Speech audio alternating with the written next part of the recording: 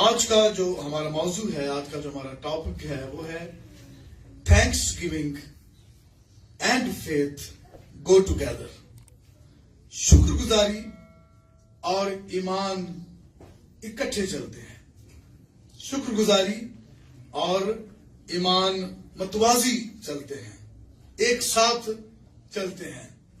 نہ ایمان شکر گزاری کے بغیر اور نہ شکر گزاری ایمان کے بغیر.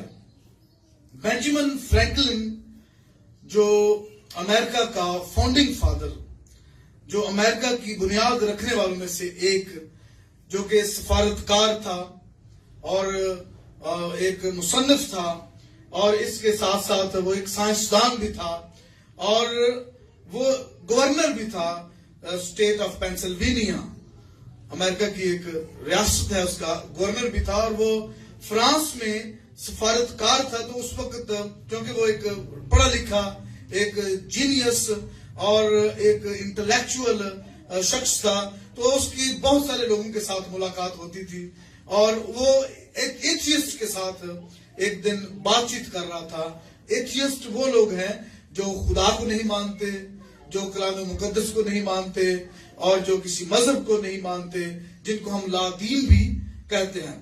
اور بینجامن فرینکلن جو ہے وہ اپنے آپ کو مسیحی کے طور پر تو پروفیس یا ظاہر لوگوں کے سامنے نہیں کرتا تھا، لیکن کلام مقدس کی وہ بہت رسپیکٹ کرتا تھا، خدا کے کلام کی وہ بہت عزت کرتا تھا. اور وہ جو ایتھیسٹ گروپ ہے، وہ لا دین لوگوں کا جو گروپ تھا، وہ اس کا مذاق اڑاتے تھے کہ اتنا ذہین ترین انسان، اتنا انٹلیکچوئل آدمی جو ہے وہ کہانی قصوں پر مشتمل ایک کتاب کی اتنی تعریف کرتا ہے، اس کی اتنی عزت کرتا ہے. تو ایک اگلے دن وہ ایک پرنٹ لے کر گیا، ایک پیج پر لکھی ہوئی ایک نظم لے کر گیا ان کے سامنے. اس نے کہا کہ آج میں آپ کے سامنے ایک خوبصورت نظم پیش کرتا ہوں.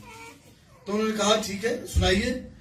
تو اس نے وہ ایک پیج پر لکھی ہوئی تھی، اور اس پیج پر اس نے نظم پڑھی: اگرچہ انجیر کا درخت نہ پھوٹے اور تاک میں پھل نہ لگے، اور زیتون کا حاصل ضائع ہو جائے، اور کھیتوں میں کچھ پیداوار نہ ہو، اور بیڑ خانہ سے بھیڑیں جاتی رہیں، اور طویلوں میں مویشی نہ ہوں، تو بھی میں خداوند سے خوش رہوں گا، اور اپنے نجات بخش خدا سے خوش وقت ہوں گا. خداوند میری توانائی ہے، وہ میرے پاؤں ہرنیکے سے بنا دیتا ہے، اور مجھے میری اونچی جگہوں میں چلاتا ہے. تو وہ لوگ نے کہا کہ کیا یہ نظم ہمیں مل سکتی ہے؟ کیا اس کا ایک پرنٹ ہمیں مل سکتا ہے؟ تو اس نے کہا بالکل مل سکتا ہے. یہ نظم، یہ حصہ، یہ شاہکار ادب کا یہ شاہکار آپ کو بائبل مقدس میں سے ملے گا. حبقوق کی کتاب کے آخری باب میں آپ کو ملے گا. تو حبقوق کی کتاب کا یہ حصہ ہمیں بظاہر بڑا زبردست لگتا ہے. ہمیں بظاہر لگتا ہے کہ حبقوق کا ایمان اس قدر مضبوط، یا حبقوق کا دل شکر گزاری سے اس قدر لبریز اور بھرا ہوا ہے. لیکن جب ہم حبقوق کی کتاب کا پہلے باب سے لے کر ان آیات سے پہلے تک کا مطالعہ کرتے ہیں، تو وہاں پہ ہمیں کوئی چیز ایسی نظر نہیں آتی جس سے متاثر ہو کر حبقوق خدا کے نام کی تمجید کرے اور شکر گزاری کرے اور اپنے ایمان کا اظہار کرے. اس کتاب میں ہمیں کہیں کوئی چیز ایسی نظر نہیں آتی، کیونکہ اس کتاب میں حبقوق جو ہے وہ کنفیوز نہیں ہے، وہ بڑا کلیئر ہے، اور خدا کے ساتھ ڈائریکٹ براہ راست مکالمہ کرتا ہے، اور اس سے سوال کرتا ہے، اور جو اپنے دل کی جو بات ہے وہ خدا سے کہتا ہے. یوسیہ 600 قبل از مسیح میں بنی اسرائیل کا جب بادشاہ تھا، تو اس نے اسرائیل کے اندر بڑی اصلاحات کی، بڑے اچھے کام کیے. اس نے اونچے مقامات ڈھا دیے، اس نے بڑی اصلاحات کی، اور بڑا اچھا جو ہے وہ اس کا دور تھا. جب وہ مر گیا تو اس کی جگہ ایک اور بادشاہ جو ہے وہ آیا جس کا نام تھا یہویاقین. وہ بادشاہ وکٹ بادشاہ تھا, وہ بڑا بد کردار قسم کا بادشاہ تھا. اور اس کے دور میں, یہویاقین کے دور میں, ملک اسرائیل میں ہر طرح کی بدی, ہر طرح کی بد کرداریں, کرپشن اور خدا سے دوری اور شریعت سے دوری اور حکم عدولی اور آپس کے لڑائی جھگڑے, نفرتیں, حسد, کینہ اور ایک دوسرے کے ساتھ بغاوت اور ہر طرح کی بدی جو ہے اس وقت موجود تھی. اور حبقوق جو ہے وہ دو قسم کے چیلنجز میں سے گزر رہا تھا, دو قسم کے سنجیدہ سوال جو ہے وہ خداوند سے وہ کرتا ہے. وہ کہتا ہے کہ ملک مودا میں اسرائیلی قوم خدا سے اور شریعت سے دور ہو چکی ہے, اور کرپشن اور دھوکہ دہی اور ظلم اور ناانصافی جو ہے اور بد کرداری, بتوں کی پوجا زوروں پر ہے. اور خدا تو خاموش کیوں ہے؟ Why are you silent? اور تو ان کو سزا کیوں نہیں دیتا؟ ان کی بد کرداری کی ان کو سزا کیوں نہیں دیتا؟ اور خدا اس کو جواب دیتا ہے کہ میں کسبیوں کو چڑھا لاؤں گا. میں بابل کی جو قوم ہے, جو زبردست قوم ہے, جو جن کے پاس بڑے بڑے ہتھیار ہیں کثرت کے ساتھ, وہ قوم ان پر چڑھا لاؤں گا اور ان کو سزا دوں گا. اور حبقوق ایک دفعہ پھر سوال کرتا ہے خدا سے, اور وہ کہتا ہے کہ کسدیوں کی قوم, بابل کی قوم تو اس سے بھی زیادہ ظالم ہے, بنی اسرائیل سے بھی زیادہ بد کردار ہے, تو بد کردار کو سزا دے گا, اس کی عدالت کرے گا بد کرداروں کے ذریعے سے. ایک ایسی قوم جو پہلے ہی بتوں کی پوجا کرتی ہے, جو پہلے ہی خدا کو نہیں مانتی, جو پہلے ہی شریعت کا مذاق اڑاتی ہے, جو پہلے ہی بتوں کو پوجتی ہے, وہ قوم تو اس قوم پر چڑھا لائے گا اس کی عدالت کرنے کے لیے. یہ کس قسم کا انصاف ہے؟ تو خدا اس کو کہتا ہے کہ تو دیکھتا جا, تو دیکھتا جا. اور چونکہ جو کسدیوں کی یا جو بابل کی قوم ہے, جو سلطنت ہے, انہوں نے ایک روایت ڈالی تھی, انہوں نے ایک چیز کی بنیاد رکھی تھی. وہ جس ملک, جس شہر, جس گاؤں, جس قصبے پر قبضہ کرتے تھے, اس کو کنکر کرتے تھے, اس کی زمین تک کو جلا ڈالتے تھے تاکہ آئندہ کوئی چیز اس میں سے اگے نہ. تو حبقوق یہ تصور کرتا ہے کہ جب یہ ایسی قوم آئے گی تو کیا انجیر کے درخت رہیں گے اس ملک مودا کی زمین پر؟ کیا یہاں تاک میں پھل لگے گا؟ اور کیا زیتون کا جو حاصل ہے وہ ضائع نہیں ہو جائے گا؟ جب یہ قوم آئے گی جہاں یہ زندگی کو دیکھتی ہے, where they see life, they vanished, اس زندگی کو وہاں سے تباہ و برباد کر دیتے ہیں اور زمین تک کو کھود کر جلا دیتے ہیں تاکہ آئندہ سالوں تک یہاں پر کوئی چیز نہ ہوگے. تو کیا وہ بھیڑ بکریوں کو ان کے بھیڑ خانوں میں سے نکال لے نہیں جائیں گے؟ اور کیا جو طویلیں ہیں جہاں پہ مویشی باڑے میں بندے ہوتے ہیں, وہ وہاں پر رہنے دیں گے ان کو؟ وہ تو سب لوٹ کر لے جائیں گے. وہ ساری باتوں کو وہ ویژولائز کرتا ہے, ساری باتوں کو وہ تصور میں لاتا ہے. تو وہ پھر اس کے اندر ایمان کی جو کرنیں ہیں وہ پھوٹتی ہیں, اس کا دل جو ہے وہ شکر گزاری سے بھر جاتا ہے. اور وہ کہتا ہے کہ اگرچہ یہ سب کچھ ہو جائے, کچھ بھی نہ رہے, ہر چیز جاتی رہے, ہر چیز ختم ہو جائے, یہ زمین کو وہ جلا کر راکھ کر دیں, اس نے کہا کہ تو بھی میں خداوند میں خوش رہوں گا، تو بھی میں خداوند سے خوش رہوں گا اور اپنے نجات بخش خدا سے خوش وقت رہوں گا۔ وہ کہتا ہے کہ وہ میری توانائی ہے، وہ یہ سب کچھ پھر سے کر سکتا ہے، وہ سب کو، ساری زمین کو پھر سے زرخیز بنا سکتا ہے، وہ اس میں سے پانی کی ندیاں بہا سکتا ہے، وہ پھر سے درخت اگا سکتا ہے، وہ پھر سے زیتون اگا سکتا ہے، وہ پھر سے تاک انگور جو ہے وہ لگا سکتا ہے، زیتون لگا سکتا ہے، پھر سے بھیڑیں آ سکتی ہیں، پھر سے جانور پیدا ہو سکتے ہیں۔ میرا ایمان ہے یہ سب کچھ پھر سے ہوگا، اس لیے میں خوش ہوں کہ وہ میری توانائی نہیں، وہ قادر مطلق خدا ہے، وہ آلمائٹی ہے، وہ کہتا ہے اور وہ ہو جاتا ہے۔ اس نے جب اس زمین کو تخلیق کیا تو اس نے صرف کہا کہ ہو جا اور وہ ہو گیا۔ تو اگرچہ یہ سب کچھ ختم ہو جائے، وینش ہو جائے، سارا کچھ جاتا رہے،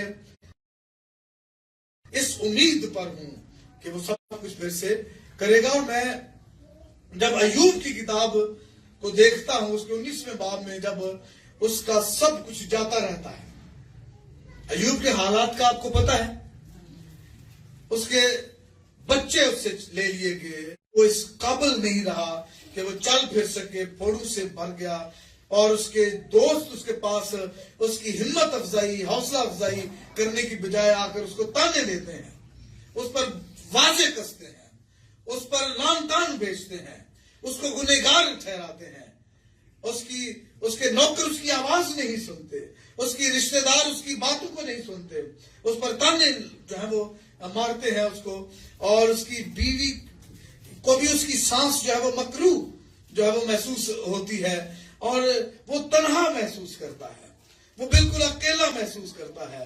اس کے باوجود وہ کہتا ہے کہ میں جانتا ہوں کہ میرا مخلصی دینے والا زندہ ہے۔ یہ ہے ایمان، یہ ہے، اور یہ شکر گزاری کی بات اس کے منہ سے نکلتی ہے۔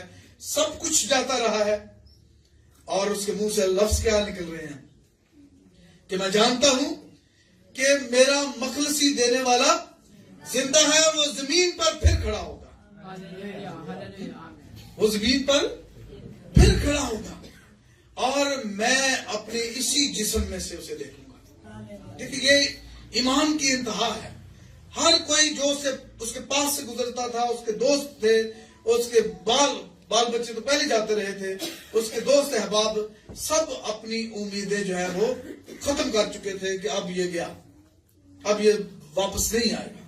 دولت، ثروت، عزت، ہر چیز اس سے جاتی رہی ہے، اب یہ چند دنوں کا مہمان ہے، اب یہ زیادہ دیر زندہ نہیں رہنے والا۔ لیکن وہی شخص جس کی ہڈیاں دور سے آپ کھڑے ہو کر دیکھ سکتے ہیں، وہی کہتا ہے کہ میں اسی جسم میں سے خدا کو دیکھوں گا۔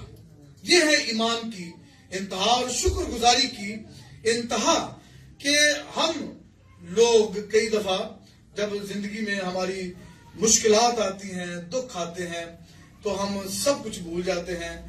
دیکھیں، خدا نے ہمیں زندگی دی ہے، اور ہم ہر روز تقریباً 23,000 مرتبہ سانس لیتے ہیں، اور ہر سانس جب ہم لیتے ہیں تو کیا کبھی ہم نے اس کا شکریہ ادا کیا ہے؟ خداوند، اس سانس کے لیے جو میں نے ابھی لی ہے، تیرا شکریہ، تیری شکر گزاری ہو۔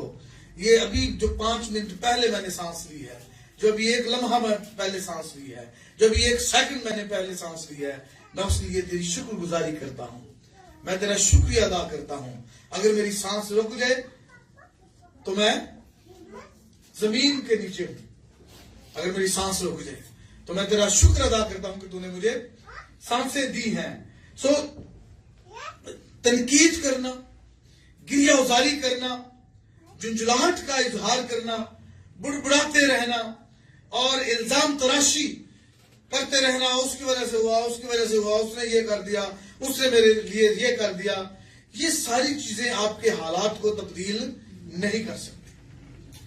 ان ساری چیزوں سے، سب کچھ کرنے سے آپ کے میرے حالات کبھی تبدیل نہیں ہوں گے۔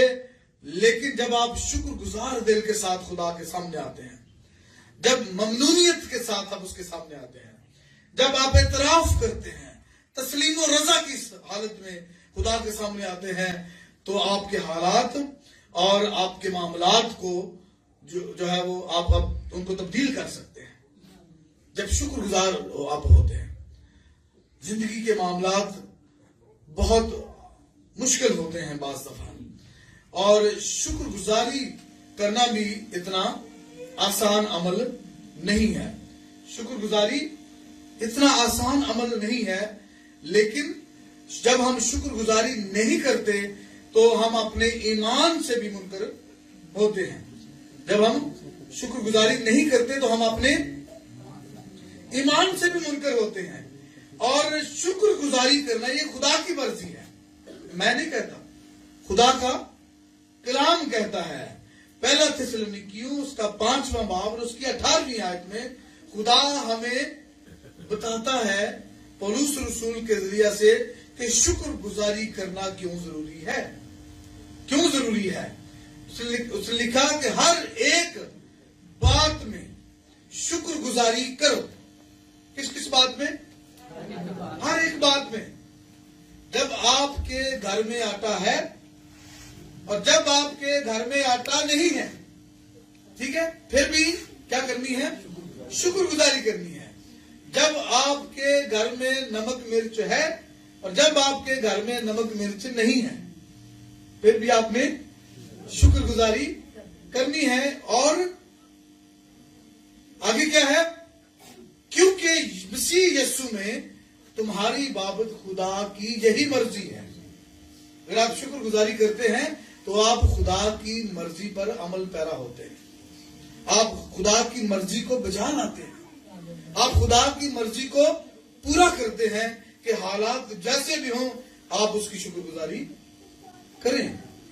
آپ کے اب یہ دیکھیں کہ آپ کے گھر میں آٹا نہیں، گھر کا کرایہ دینے کے لیے پیسہ نہیں، اور آپ کے گھر میں بچوں کے دینے کے لیے فیس نہیں، کیا یہ کوئی ایسی صورتحال ہے کہ جس میں خدا کی شکر گزاری کی جائے؟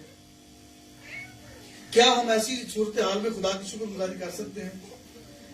اور دیکھیں ابھی بھی یہ سب کچھ نہیں ہے، پھر بھی آپ سانسیں لے رہے ہیں، پھر بھی آپ کے ہاتھ پاؤں سلامت ہیں، پھر بھی آپ کا دماغ کام کر رہا ہے۔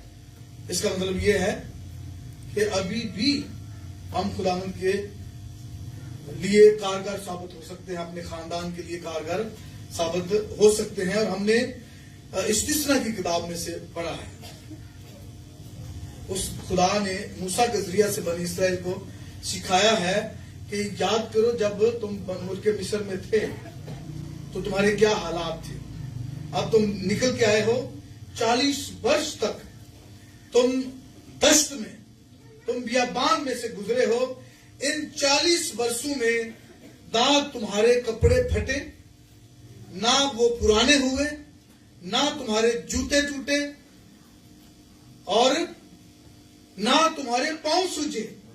40 برس تک وہ پیدل چلتے رہے لمبے سفر پر، اور پاؤں نہیں سوجے، کپڑے نہیں پرانے ہوئے، اور خدا نے ان کو آسمانی غذا سے سیر کیا۔ اور پھر اس نے ان سے کہا، میرے ساتھ نکالیں آپ استثنا کی کتاب، ان سے ان کو کہا کہ ان ساری باتیں کے بعد جب تم ملک موعودہ میں داخل ہو جاؤ تو خبردار رہنا، ایک بات کے لیے خبردار رہنا۔ کس بات کے لیے؟ کہ خداوند اپنے خدا کو بھول کر اور اس کے فرمانوں اور حکموں اور آئین کو، جن کو آج میں تجھ کو سناتا ہوں، ماننا چھوڑ دے۔ یہ بھول کر بھی تمہیں یہ نہیں کرنا ہے۔ ایسا نہ ہو کہ جب تو کھا کر شیر ہو، جب تو خوش نما گھر بنا لے، جب تیرے پاس گائے بیل اور کے گلے اور بھیڑ بکریاں بڑھ جائے، بہت تیرے پاس سونا اور چاندی اور مال بکثرت ہو جائے، تو تیرے دل میں غرور سمائے۔ ایسا نہ ہو کہ تو اپنے دل میں کہنے لگے کہ میری ہی طاقت اور ہاتھ کے زور سے مجھ کو یہ دولت نصیب ہوئی ہے. ہم شکر گزاری کرنا چھوڑ دیں. ہم یہ کہنا چھوڑ دیں کہ خداوند تیرا شکر ہو اس خوشنما گھر کے لیے. خداوند تیرا شکر ہو کہ میں کھا کر شیر ہوتا ہوں, ہر روز مجھے کھانے کو ملتا ہے.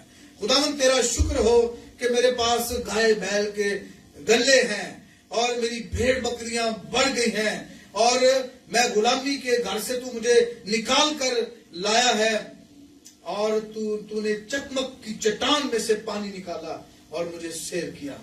یہ ساری باتیں تجھے بھولنا نہیں ہے. شکر گزاری کے طور پر زبور 136 پڑھا ہے آپ نے,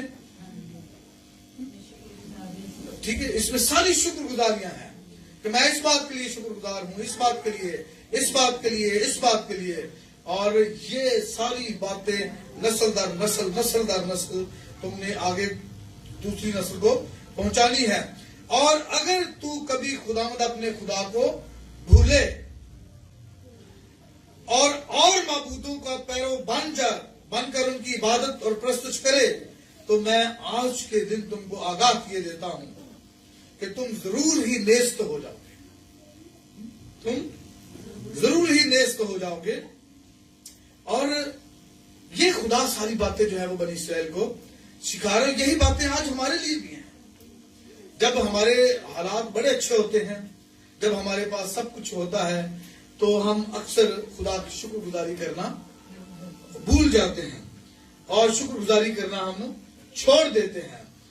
لیکن جب بھی کبھی کوئی کٹھن حالات ہمارے زندگی میں آ جاتے ہیں تو پھر ہم شکایات کا انبار لگا دیتے ہیں خدا کے سامنے. خداوند تو نے یہ میرے ساتھ کیا ہے, تجھے خداوند میں ہی نظر آیا ہوں. اور پولس رسول یہ ہمارے لیے یہ لکھتا ہے, ہمیں وہ یہ باور کراتا ہے اور وہ کہتا ہے کہ سب کام شکایت اور تکرار بغیر کیا کرو. سب کام شکایت اور تکرار کے بغیر کیا کرو اور ہر ایک بات میں تمہاری درخواستیں اور منت کے وسیلہ سے شکر گزاری کے ساتھ خدا کے سامنے پیش کی جائیں. کس کے ساتھ؟ شکر گزاری کے ساتھ پیش کی جائیں. اور میں آپ کو تھوڑا سا پرسنل ایکسپیرینس بھی بتانا چاہتا ہوں کہ جب ہم نے یونائٹڈ کرسچن ہاسپٹل کی بحالی پر کام شروع کیا تو آپ کو اندازہ نہیں, آپ شاید آپ کے علم میں نہ ہو جو کچھ ہمارے ساتھ ہوا. اور میں پروفیسر ٹونی ولیم نے ایک دفعہ مجھے فون کیا اور میرے بیٹے کے بارے میں پوچھا, ایان کے بارے میں, کہ میں نے یہ سنا ہے کہ اس کے کچھ گردوں کا معاملہ ہے, اس کی کڈنی کا معاملہ ہے, تو کیسے حالات چل رہے ہیں. تو میں نے ان کو بتایا کہ پادری صاحب دعا کریں. ہم آج کل ایوب کی کتاب کا مطالعہ کر رہے ہیں فیملی میں, گھر میں, خاندان میں. اور ایوب کی کتاب کا مطالعہ کرتے کرتے ہمیں ایسا لگ رہا ہے کہ جیسے ایوب کے ساتھ ہوا کہ اس کے نوکر آئے, ایک نوکر نے کہا کہ یہ ہو گیا ہے, ابھی وہ یہ کہہ ہی رہا تھا تو دوسرا نوکر آ گیا, ابھی وہ یہ کہہ ہی رہا تھا تو تیسرا نوکر آ گیا, ابھی وہ یہ کہہ ہی رہا تھا ایک اور نوکر آ گیا. تو پادری ٹونی ولیم نے بڑی خوبصورت بات کی اور مجھے اس سے بڑا حوصلہ ملا. اور انہوں نے کہا کہ اچھا تو پادری صاحب اس کا مطلب یہ ہے کہ خدا اب آپ کو دگنی برکت دینے والا ہے, جس طرح اس نے ایوب کو اس سے دگنی برکت دی جو اس کے پاس تھا. تو میں نے کہا آمین, خداوند کا شکر ہو, خداوند کی تعریف ہو. اور ہمارا 2020 کا سال جو ہے وہ اس قدر تنگ دستی میں گزرا, لیکن ہم نے خدا کی شکر گزاری کرنا نہ چھوڑی. ہم نے نہمیہ کی کتاب کو ختم کیا, ہم نے ایوب کی کتاب پڑھی, ہم نے زبور نمبر 35 ہے وہ ہم نے ہر روز صبح و شام جو ہے وہ پڑھا شکر گزاری کے انداز میں. کہ کس طرح خداوند نے ان تمام لوگوں کے برے منصوبوں کو ریورس کر دیا، ان کو پھیر دیا۔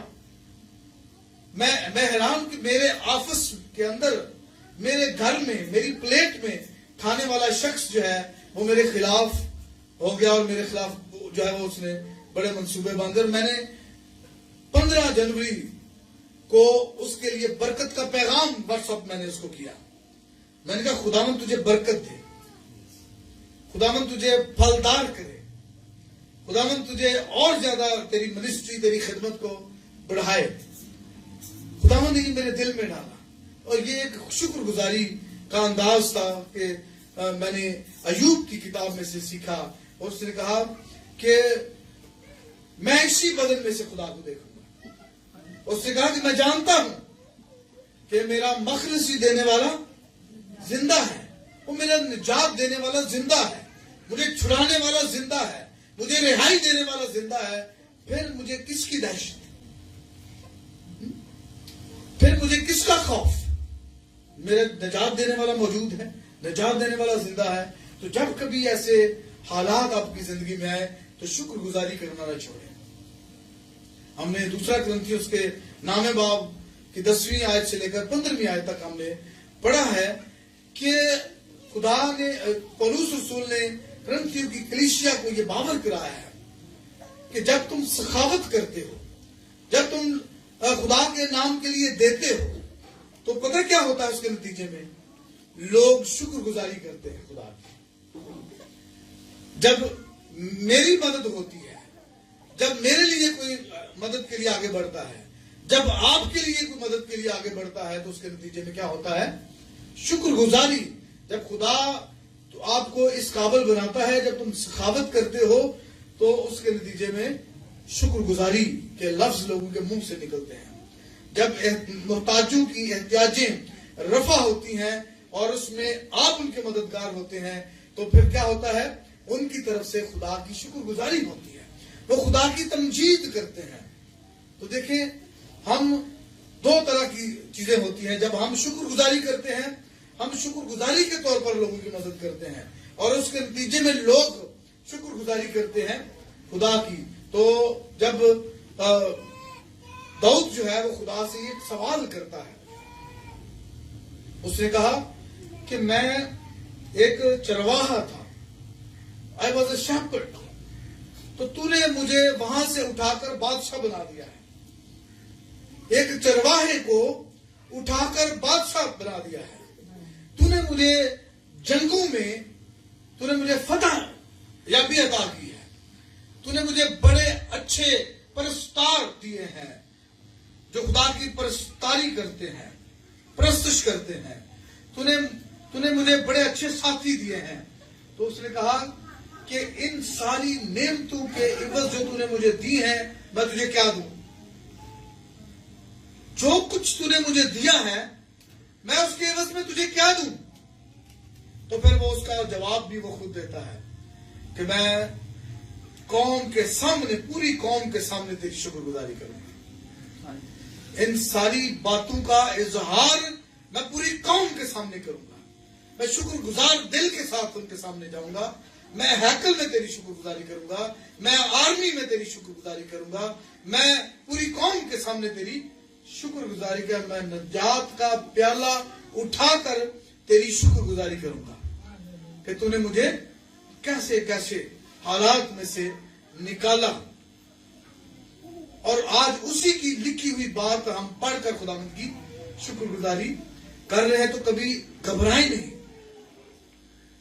انجیر کا درخت نہ پھوٹے، تاک میں پھل نہ لگے، زیتون کا حاصل ضائع ہو جائے، کھیتوں میں کچھ پیداوار نہ ہو، بیڑ خانہ سے بھیڑیں جاتی رہیں اور طویلوں میں مویشی نہ رہیں، تو بھی میں خداوند سے خوش رہوں گا، تو بھی میں خداوند سے خوش رہوں گا۔ تو ایسا رویہ، ایسا ایٹیٹیوڈ اگر ہماری زندگی میں ہوگا تو خداوند ہمیں اور زیادہ برکات سے نوازے گا، خداوند ہمیں اور زیادہ برکتوں سے نوازے گا، کیونکہ ہم ایک گواہی کا سبب بن جاتے ہیں لوگوں کے لیے. ہم لوگوں کے لیے کیا بن جاتے ہیں؟ ایک اور گواہی کا سبب بن جاتے ہیں. اور لوگ پھر خدا کی نہ صرف تمجید کرتے ہیں بلکہ خدا کی شکر گزاری کرتے ہیں. اور حبقوق کا جو مطلب ہے، جو حبقوق ہے، اس کے نام کا جو مطلب ہے وہ ہے a person who embraces، بغل گیر ہونا، چمٹے رہنا. تو ان ساری صورتحال کے باوجود وہ خدا سے چمٹا ہوا ہے، وہ خدا کے ساتھ جو ہے وہ لگا ہوا ہے. اور ہم نے دیکھا کہ یعقوب جب کشتی لڑ رہا تھا تو اس نے وہ چمٹ گیا. He clinged, he embraced. تو اس نے جب ڈال لی. اس نے کہا جب تک تو مجھے برکت نہیں دے گا میں تجھے نہیں چھوڑوں گا. اس لیے حالات جس طرح کے بھی ہوں، خداوند کے ساتھ چمٹے رہیں، خداوند کے ساتھ بغلگیر رہیں. اور اس نے کہا کہ تم مجھ سے جدا ہو کر کچھ نہیں کر سکتے.